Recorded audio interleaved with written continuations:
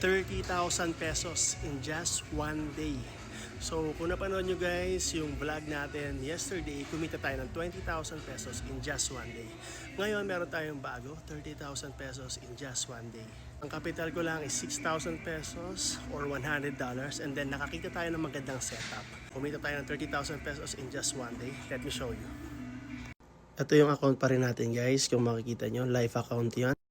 I-customize lang natin siya. Last time is April 9. Ito April 10 until today. Makikita nyo yung profit natin is $549 or 30,000 in peso. Winidraw po natin yung profit natin noong April 9 which is 20,000 kasama yung capital ng $100. And then nag-deposit po ulit tayo ng $100.